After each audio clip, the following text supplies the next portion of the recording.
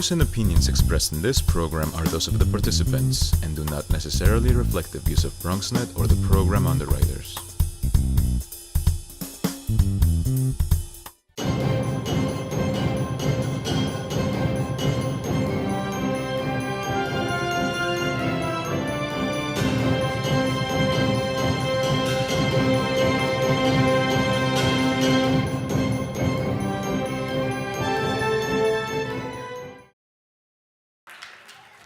So, can you hear me?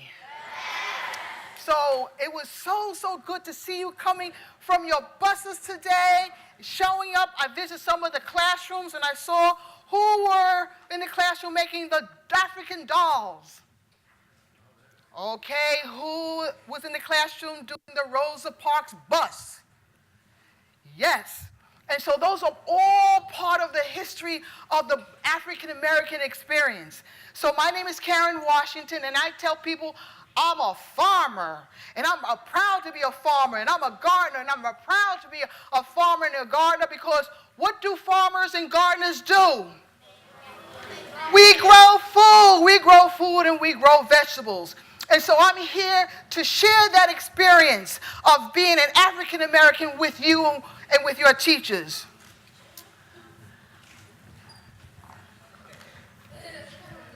Click.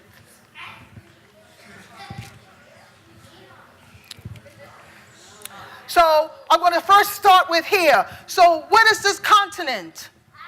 Here's Africa. And so if you look at Africa and you look at African descent, we were the farmers. We are the people who grew food and brought it to this nation. However, we were not immigrants because we were not brought here by choice. We were brought here because of our uniqueness as proud, strong people who were able to go into the fields and farm. We even secretly brought seeds in our hair so that we could grow the food for this nation. Slavery is part of our history as African Americans, but it doesn't define who we are as a people, because as you know, we are proud people. Say we are proud people. We are proud people. And there were so many people out there fighting against slavery because they knew slavery was wrong. All right? So there were people behind the scenes who stood up and said an enslavement of anybody, be it a man, be it a woman, be it a child, based on the color of their skin, is wrong. And so there were people who behind the scenes were fighting for our right as a people, as human beings, to be free. And so many of these people were like Henry Blair. As a farmer, I did not know while I'm in the fields putting down my seeds that the instrument that I use called a planter was discovered by a black man and a black free man. In our history books, it doesn't tell us that everybody were slaves, because the Emancipation Proclamation did not happen until 1864. He was born in 1807, a free man. So our history books don't tell us that there were some people who were not born into slavery. There are some people who were born into being free and had their own cities and had their own towns and had the knowledge to invent things, especially when it comes to gardening and farming. Everybody should know this person. Who is this person? Excellent. And so when people talk about who is the grandfather, who is the father of our agriculture, we have to say who? People think that George Washington Carver is only about peanuts. This man was a farmer. He was an inventor. He had over 1,000 patents to help in agriculture. And so when we talk about growing food and we talk about farming, be proud that we had a scientist, a farmer, or an inventor that changed the time how we grow food in this country. He also was the inventor of compost. How many people know about compost? Every hand should be raised because the New York Botanical Gardens, along with the sanitation department, has a composting program. And it's out there for everyone to learn about the importance of compost. One of the biggest problems we have is waste reduction. And what compost does, it takes our food scraps, put them all together with different types of leaves, and turn it into what we call black gold. And that compost is used for what? Planting, for fertilizer.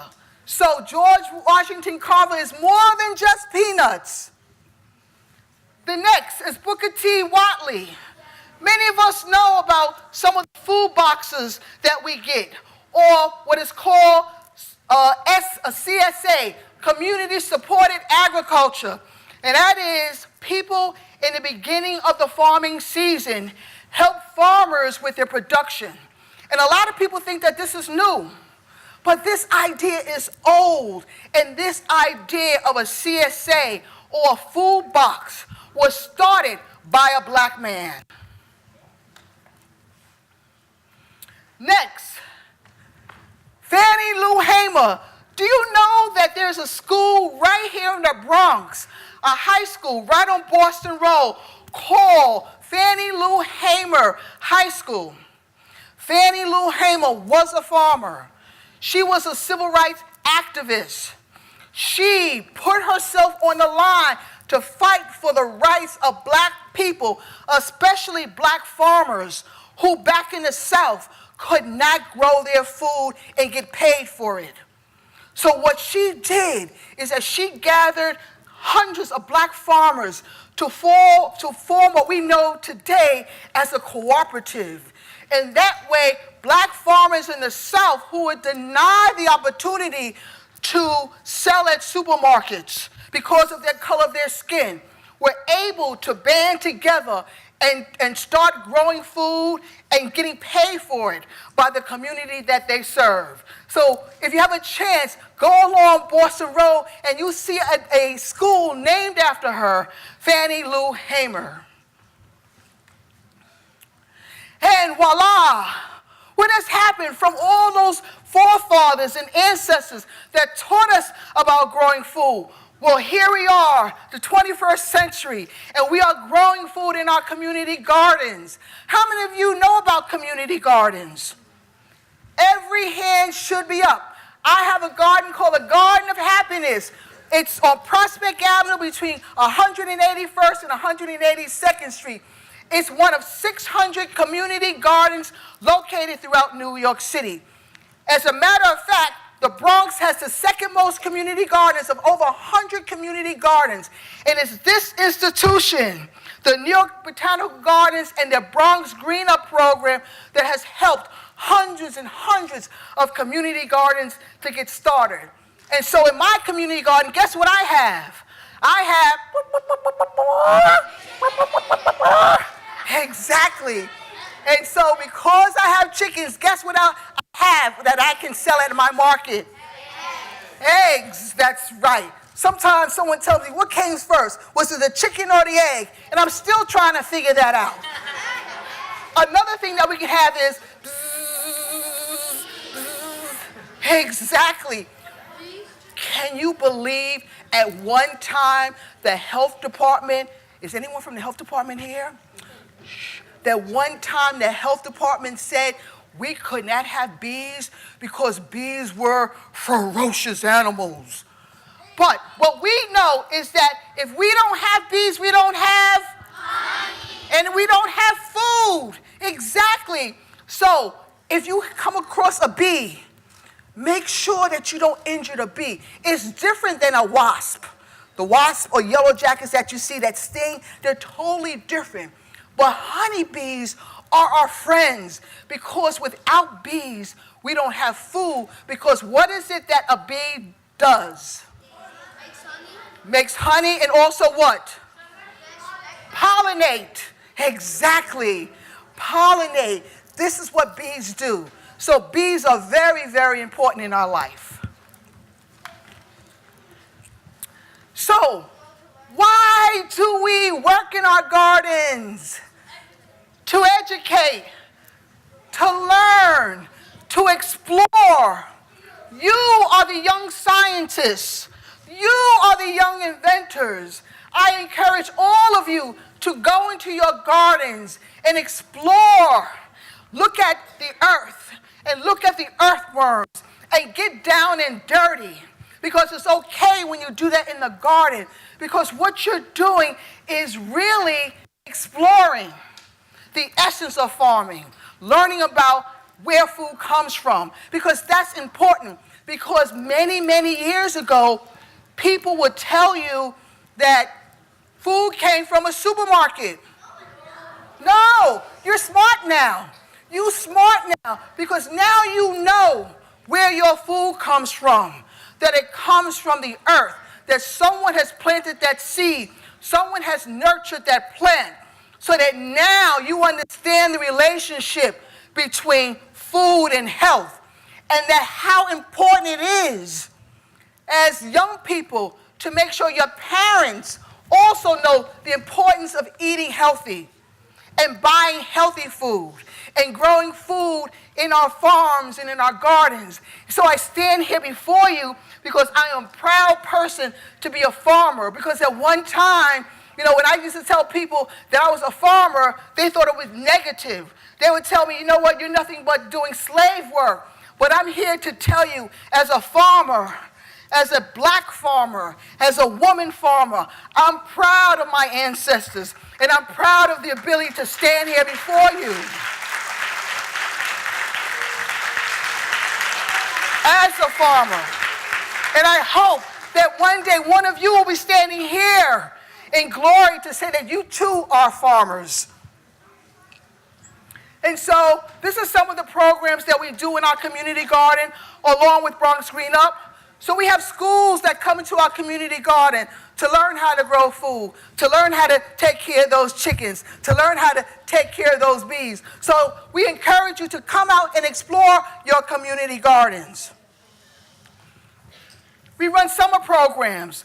In our community garden, the Garden of Youth, we run a summer sprout program where we teach young kids from a very age the importance of growing food and the importance for them and their family members to know where their food comes from. Because kids, you got the power, you got the knowledge, you got the power to influence your parents. Do you know the number one consumer when it comes to food are children? Because you're the ones that tell your parents, buy this, buy that. Now I want to make sure that you tell your parents, Mom and Dad, buy healthy, buy fresh, buy local, buy fruits and vegetables that will make us strong. And look at our community gardens. These are some of the community gardens that we have in the Bronx. Aren't they beautiful? And guess what? No one gets paid for this. This is done with what we call sweat equity. This is done by kids like you, like your parents, that have gone into empty lots and turned them into something that's beautiful. So, community gardens are free. You don't have to pay to go into them. All you have to do is have the joy and the knowledge of participating and bringing that joy and knowledge into a garden. And number one thing, kids, you got to understand, we're getting older. So we need you to carry on the legacy of growing food in our community gardens and one day be farmers as well. And so this is my last slide. And I said to myself, what is it that I want to say? And I wanted to say is, we must never forget that we stand on the shoulders of greatness.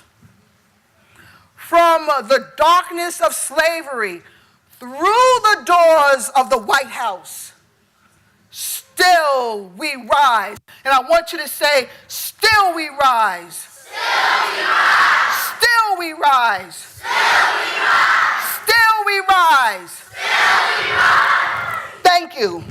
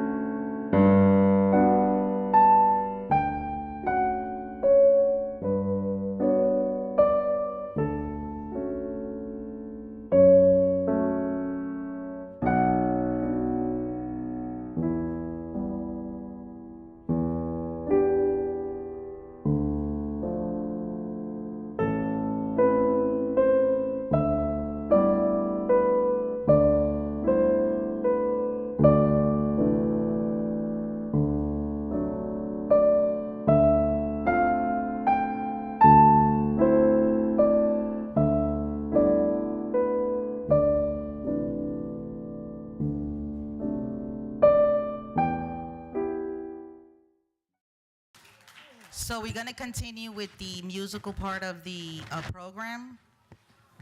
It is a collective group of musicians and dancers who create movement and rhythm, which portray folklore from West Africa and the African American experience. Let's give a hand to African Movement Ensemble under the direction of Pat Mabry.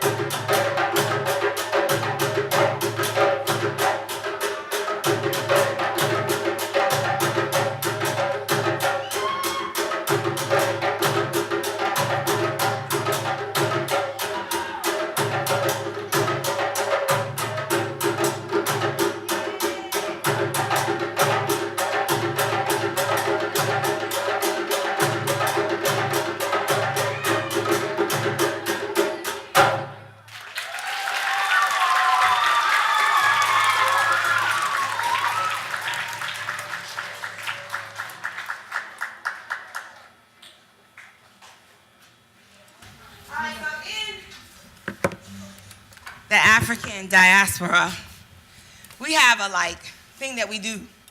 So when we try to get your attention, we say I go, and then you say I may. So I say I go, you say I may. I go. I go. So when you say I may, that means that you're quiet and you're paying attention, and we have your undivided attention. No, it's okay. Okay? So now, before I begin, I just want to say a little thing about what I'm going to do. So in Africa, unfortunately, there was a time in history when black people or African people were captured and brought to this country as slaves. And they were not allowed to have things that we take for granted today. They didn't have their own personal freedom. And they were not allowed to learn how to read, because they felt if we learned how to read, then we would have information to escape or to rebel. And so Africans knew how to read before they got there, but they knew how to read their language. So when the Africans were brought here and were made slaves, they were not allowed to learn how to read. And as a result, they created ways to communicate, because reading and words is a way that we communicate. And one of the places they would have opportunity to communicate and commune together was church. And church was the place, and their own church, because they were made to go to their owner's church, but they created their own church in their own time. And in that time, they didn't have hymnals that, had the words. We could read the songs and learn the songs that way. They had a call and response kind of way. So I would say something, and then they would say it. And I would say something, and then they would say it. And that's how basically songs came about, like a call and response. Just like I say, I go, you say, I go. So it's sort of like that. That's how kind of people communicated. In addition to that, there was something called spiritual. And in the spiritual, these were songs that gave messages. Because once again, we weren't taught how to read. And so these messages were disguised in the song. Or they were expressed, the feelings of sadness or joy was expressed in what we call spirituals. And spirituals are just songs that give messages, okay? And sometimes the message was run away, or sometimes the message was there's a better place than here, And those spirituals, I really believe, along with the drumming and the music, was the things that kept African people alive, really, and helped them to survive. So I'm just going to do a couple of spirituals that are traditional ones that Black history was founded on a little bit. Okay, so it's a medley. So a medley just means a combination of different songs together. That's what a medley means, okay? Oh, freedom. Oh, freedom. Oh, freedom over me. And before I be a slave, I'll be buried in my grave and go home to my Lord and be free. They'll be singing, they'll be shouting, they'll be singing over me. And before I be a slave, I'll be buried in my grave and go home to my Lord and be free. I got shoes, you got shoes, all God's children got shoes. When I get to heaven, I'm gonna put on my my shoes, I'm gonna walk all over God's heaven. Heaven, heaven. Everybody talking about heaven, ain't going there. Heaven. I got a bell, you got a bell, all God's children got a bell. When I get to heaven, gonna ring on my bell and then walk all over God's heaven. Heaven, heaven. Everybody talking about heaven, ain't going there. Heaven. I wanna be ready. I wanna be ready. I wanna be ready. Lord, be ready to put on my long white robe. If you get there before I do, be ready to put on my long white robe. Tell all of my children I'm coming to. Be ready to put on my long white robe. Go down, Moses, way down in Egypt's land. Tell old Pharaoh to let my people go. Go down, Moses, way down in Egypt's land. Tell old Pharaoh to let my people go. Oh, freedom. Oh, freedom. Oh, freedom over me. And before I be a slave, I'll be buried in my grave and go home to my Lord and be free. And before I be a slave, I'll be buried in my grave and go home to my Lord and be free.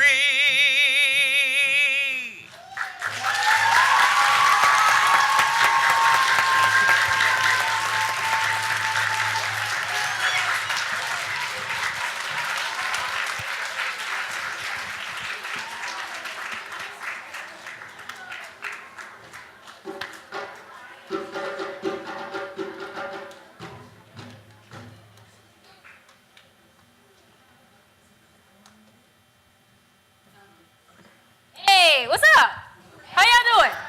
I said hello. How you doing?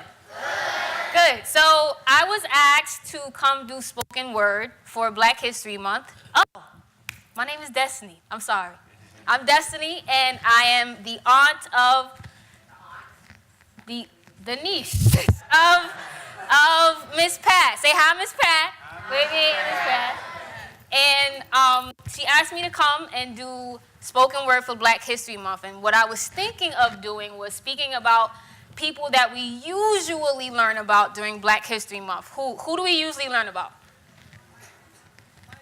Martin Luther King. Rosa Parks. Give me two more. Harriet Tubman. Gray Hoodie.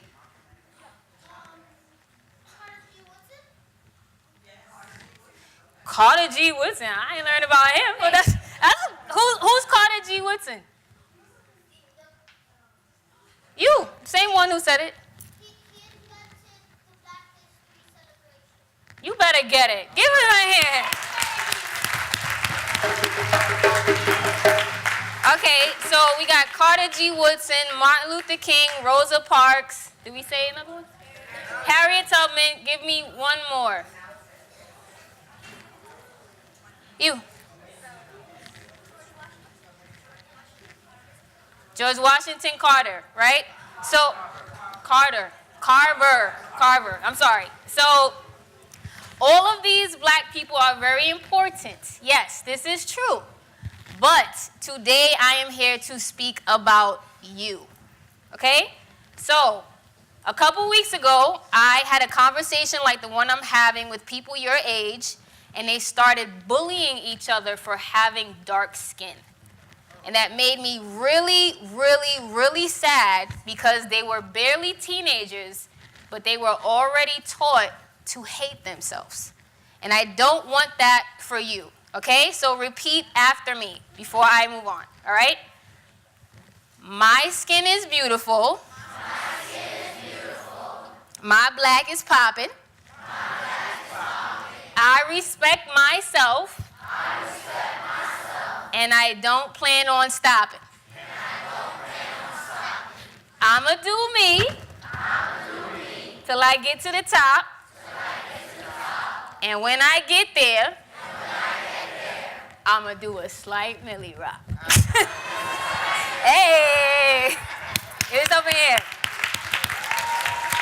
All right, so this is why it's important for things like representation. Can somebody guess what representation is?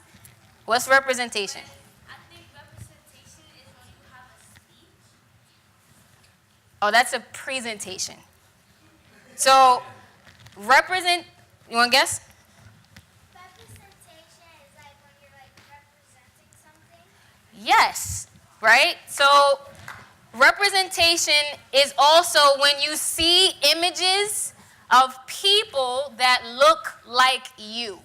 So on TV, on social media, think of people that look like you. So specifically for young black and brown men, who do we usually see that look like you? They usually have 2 jobs.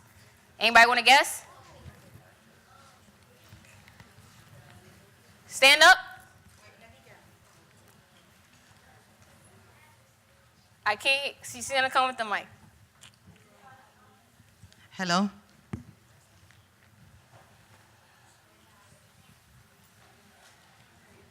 Say your name.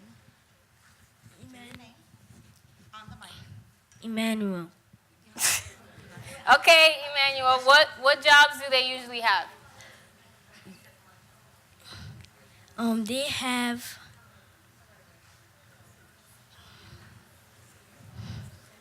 Okay, I can come back to you if you want. I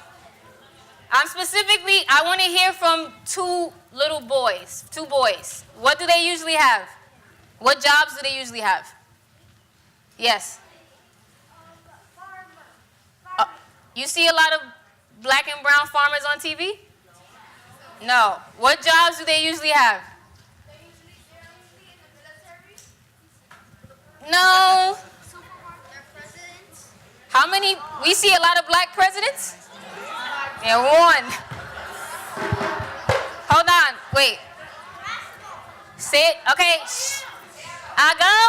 Amen. I go. I go. Clap once if you can hear me. I always wanted to do that. I'm not a teacher. Okay. Who? Basketball. They are usually athletes, so basketball players, and what else? Boys. Only boys. Yeah, so that's athletes. And what else? Huh? What type of celebrity? Basketball players, athletes, and what? Athletes. These are all athletes. All right, say it louder. Shh. I go. That was, I go. So they are usually basketball players or athletes and rappers, right?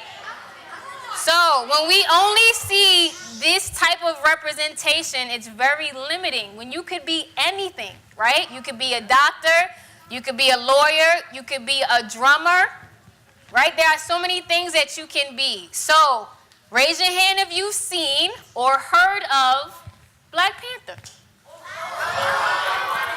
Right? All right.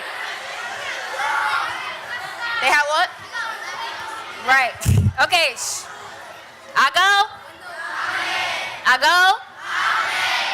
All right. So Black Panther offered a different type of representation. Did you see any basketball players in that movie? No. Did you see any rappers in that movie? No. the men and the women in that movie, so the men specifically, they were kings, they were warriors, and they were superheroes. And y'all can be that too, right? So, yes, you can be superheroes. Absolutely. So the first spoken word that I'm going to do is in honor of Black Panther, okay? I need everybody to snap with me, okay? So, wait. It's not over. So,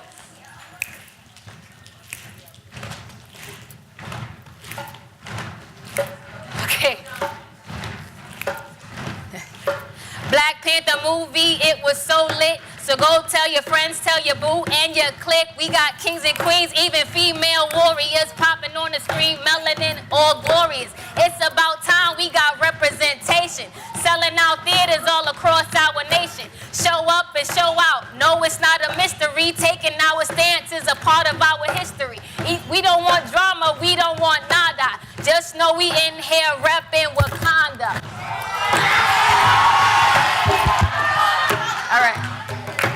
All right, give me some here. That was the first one. All right. So, somebody tell me again, what is representation? Somebody who hasn't gone. Can you say it a little bit louder? Like images?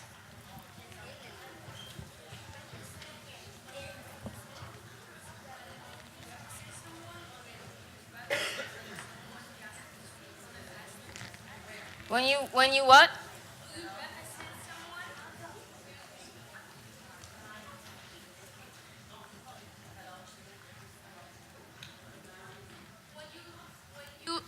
When you represent someone, or like your skin color. Yes, right? So people that look like who? Like you, right? All right, so the second one that I'm going to do is dedicated to young Black women. So, or Black and brown women. So just like we see very little representation of young Black men, we see the same thing or even less for Black women, okay? Somebody tell me what Black girl magic is. You know what that is?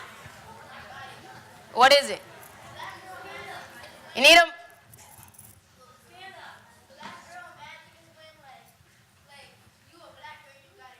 Hey!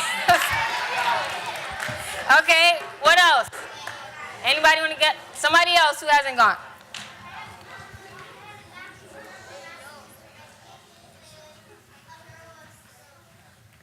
Say it again.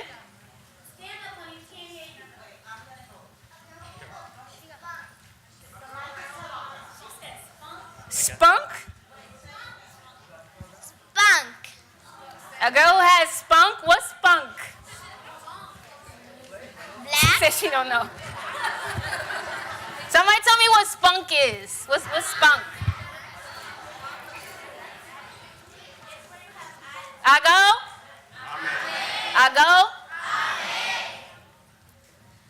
Yeah. When you have attitude? That's right, Auntie Pat? Okay. I interpret spunk as like spicy funk. Like a mixture of both of those things, right? So, what you said? Is it what? I mean, you could have a spunky dance. I don't have one right now, but if you want, you can be whatever you want to be. All right. So I can't hear.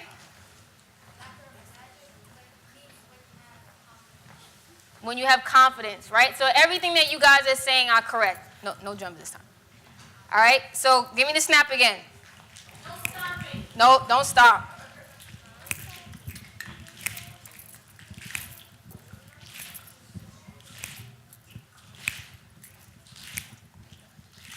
Strong and independent, but we make it look feminine. Sun shining on me, bringing out my melanin. Lips and curves, and we got these naturally. God blessed me, and I'm rocking it happily. Praying and slaying like we ain't got no kids. Whatever you do, don't touch my hair. It doesn't matter if you're light or you're dark skinned.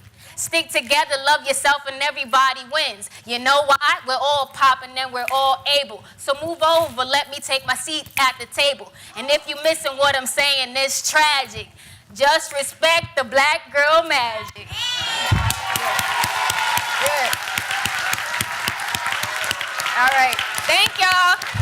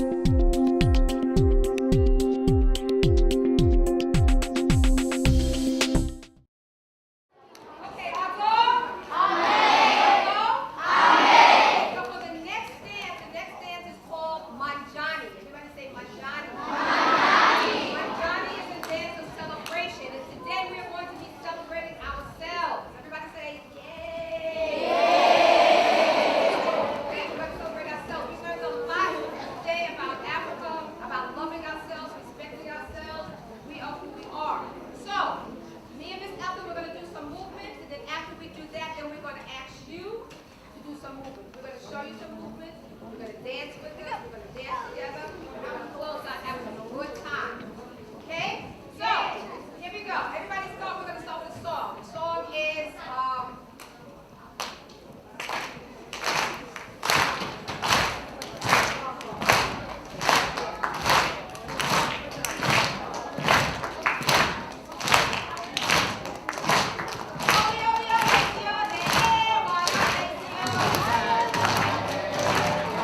Eso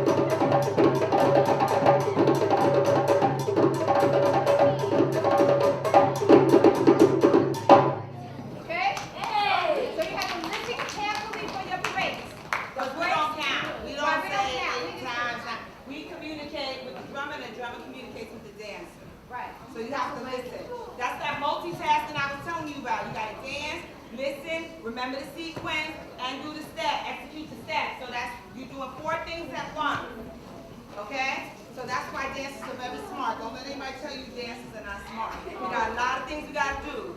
Remember what we're doing, listen to the sequence, know when we're supposed to be on stage.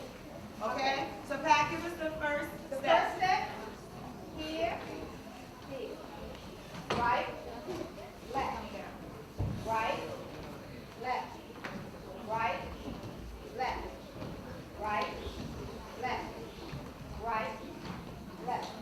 Look right, look left. Look to your right. Look to your left. Look to your right. Look to your left. Look to your right. Look to your left. Look to your right. Keep it up. Keep it watch. And right. Good. Left. Excellent. Right. Good. Left. Right. Left.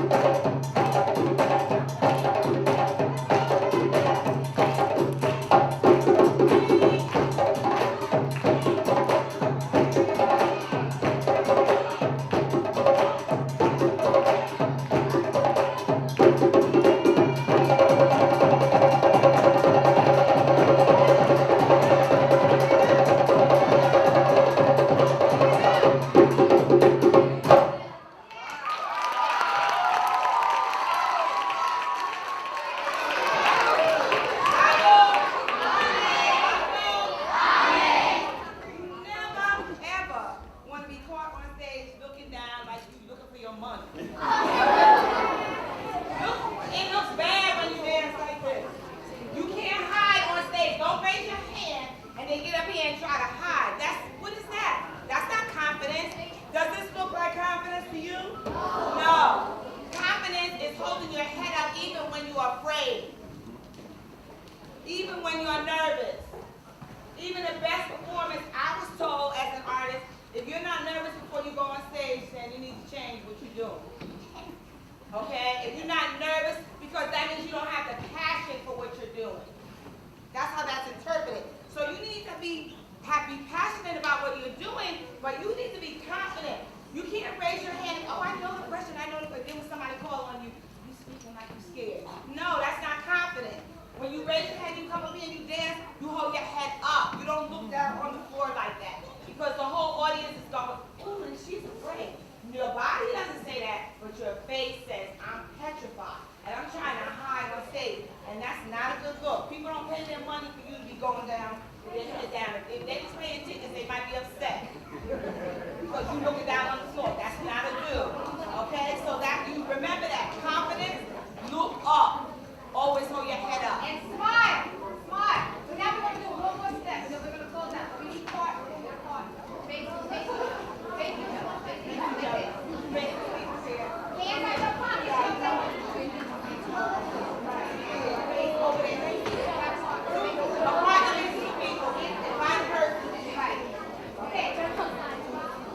Okay, so the first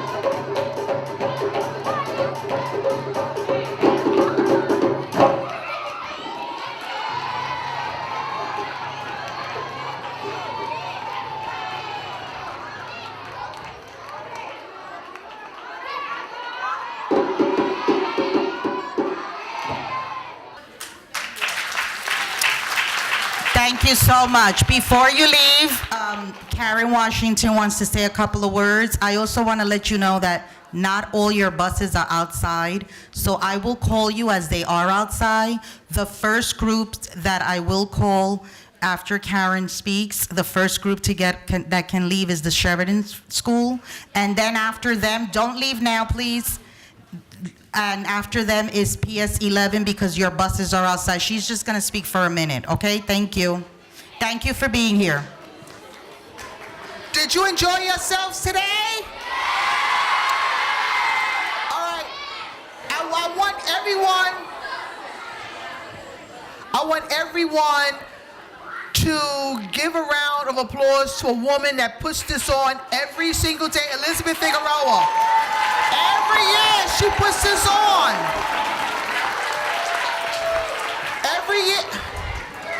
Every year Elizabeth puts this event on every year and never gets the credit that is due because she's always behind the scenes. So I felt that this time, Elizabeth, get up on the stage, get back on the stage. This is the woman that makes it all possible. Please, once again, give her a round of applause.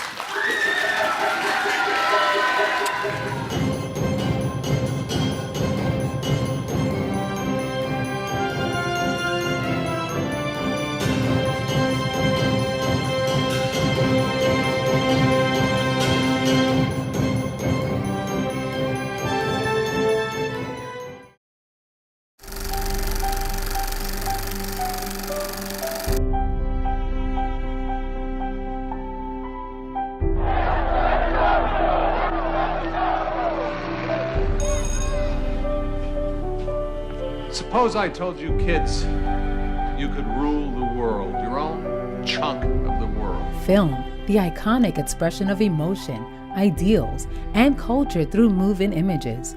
Throughout the decades, the world of filmmaking, from its physical appearance to the essence of what it portrays, has adapted and grown into an historical structure made of both dreams and imagination. The same can be said about the Bronx itself, a place where film has flourished in its past to now return home for the borough's cinematic future.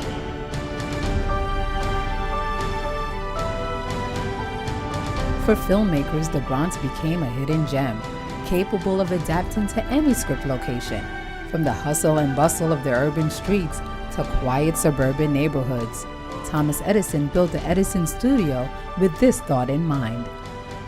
Well, the first studio in the Bronx was established by Thomas Edison, and therefore it was called the Edison Studios. It was located on Decatur Avenue and Oliver Place, just about a block south of Bedford Park Boulevard and just about a block to the west of Southern Boulevard. And it was an attempt by Edison actually to place a studio within the boundaries of New York City, but also in an area where he could profitably use all of the surrounding area for any type of film that he would want. The Botanical Garden was practically across the street. He could use suburban settings for the housing that were around if he wanted to go urban. And people who were actors or people who worked in the movies could very easily get up there using the 3rd Avenue L, which had a stop at Bedford Park Boulevard. Don't worry about it. We can't accept that. I didn't give it to you. I gave it to your son. He worked for me. That's right, my son. And I don't want my son involved in what goes on here. Involved in what? What are you talking about? Please, I'm not a stupid man, okay? Please, I'm not stupid. You know what I'm talking about. Just stay away from my son, okay? As filmmaking grew into a multi-million-dollar industry, the Bronx's booming talents became key players in introducing Hollywood to the undeniable Bronx flavor. It's made me who I am today. It's made me the strong, brave woman that I am today. It made me tough, so I would have to say that that's one of the things that growing up in the Bronx allows you to be and teaches you to be, which is tough, which is a good thing to be in Hollywood. As a Bronx filmmaker, you know, I'm here because we want to have our voice and be a part of the change necessary in our community and have that input. Whenever anybody asks me to describe myself or define myself in under 10 words, I always say the same exact thing. I just say, I'm a Jew from the Bronx.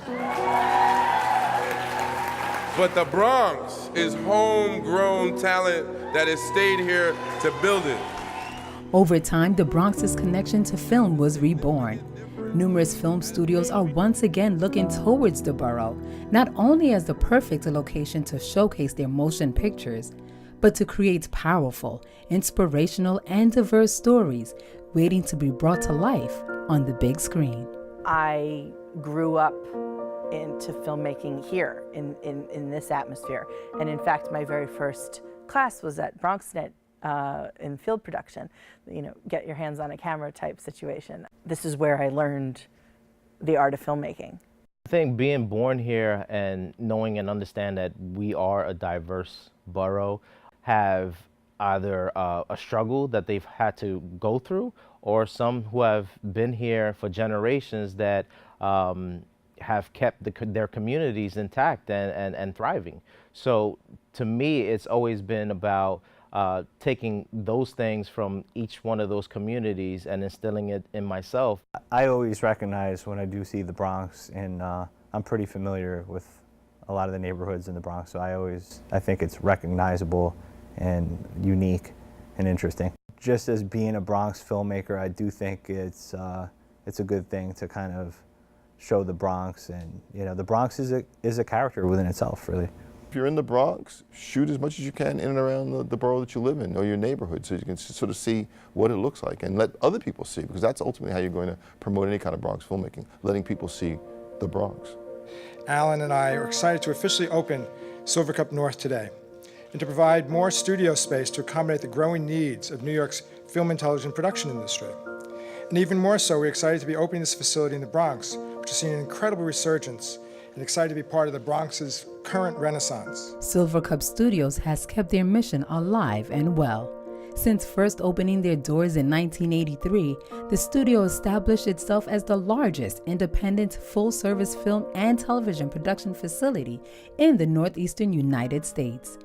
The company finds a home here in the Bronx, honoring the diversity of the borough, while giving the opportunity to students to have a first hand in their careers of film and television. When we started with this, we had a couple of new hires, and right out of the gate, we hired people from the Bronx. You know, part of the purpose in doing these programs with various folks is also to make certain that the diversity of cultures that we have, both in the Bronx, Queens, and what have you, everyone has an opportunity to see if this business is for them. From the first moments Thomas Edison walked onto the sets of the Edison Studios in 1907, the Bronx became a rich and key role in the world of film. The tradition is honored today through its filmmakers, actors, producers, and creative students. For the Bronx and its people, film has created a light through the past, into the present, and towards the future.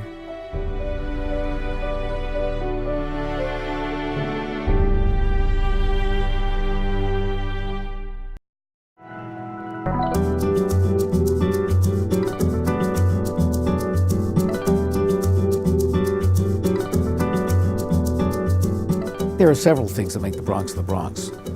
First of all, it is the only borough of the city of New York that is attached to the mainland. And as a result, of course, it means that the people of the Bronx are the only true Americans in New York City. But the Bronx has many advantages. One of the advantages, of course, are the people.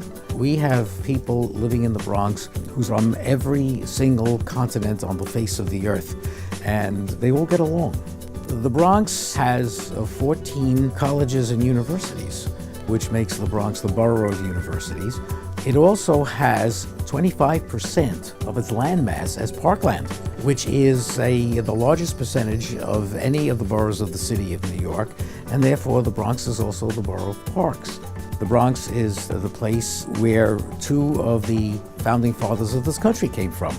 Lewis Morris, who signed the Declaration of Independence, and Gouverneur Morris, his half-brother, who was one of the principal framers of the Constitution of the United States. And they are both buried in the Bronx at St. Anne's Episcopal Church on St. Anne's Avenue on 140th Street. The Bronx is the place where you have the Bronx Zoo, where the bison was saved from extinction. Just north of it is the New York Botanical Garden, where puffed rice and puffed wheat were created.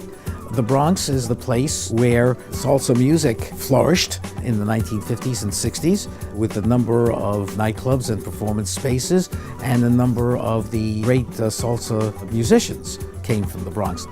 The Bronx is also the place where hip-hop began in 1973 at 1520 Sedgwick Avenue, and of course that has spread throughout the entire world. The Bronx is a place where you have many people who had become major authors. We can go as far back as the 19th century with Edgar Allan Poe, and his home is still in the Bronx and is open to the public. Talking about creative arts, there are many people who are actors who have been given awards both for Broadway and Hollywood. We can go to Anne Bancroft and Tony Curtis and to Red Buttons, and we can also go to other actors who are on their way like S.A. Morales. But we could also take a look at the people who create the screenplays and the plays themselves. For instance, Clifford Odets, one of the major American playwrights, comes from the Bronx. Of course, nobody can really tell you what is going to happen in the future, but I think everything that has happened in the past has laid a good foundation for the future.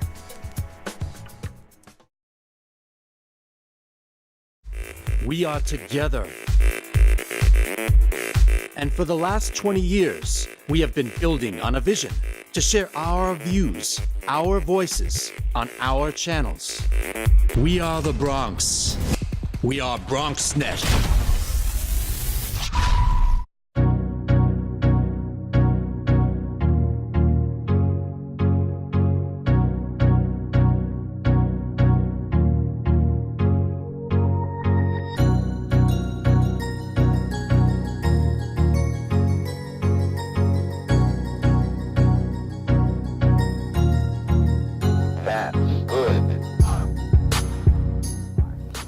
Well, I got this as a paid internship. Spending my time here, I really enjoyed the people that work here. I enjoy what goes on behind the scenes.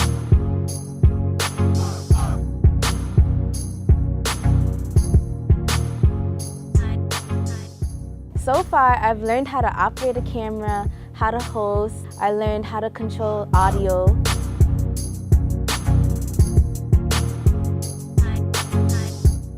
My first time hosting was really nerve-wracking, but I really enjoyed it because it was a new experience.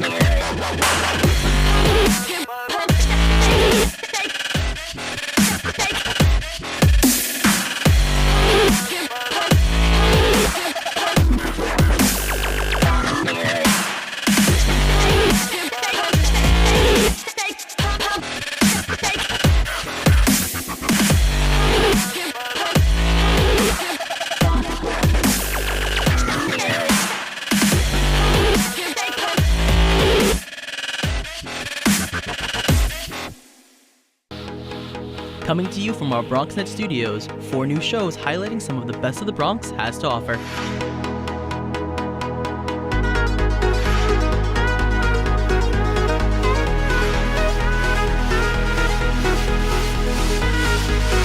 We sit down with political leaders on In the District and discuss local legislation, events, and issues.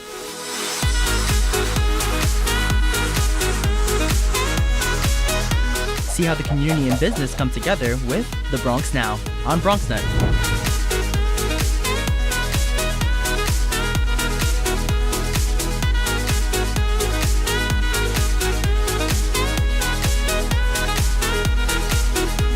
Nosotros features leaders from our Latino community.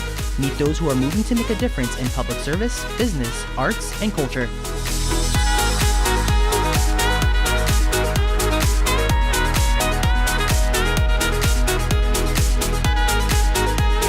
Looking for new and exciting dining experiences? Then you'll want to savor the Bronx and try new restaurants and eateries that fill the borough with delicious dishes.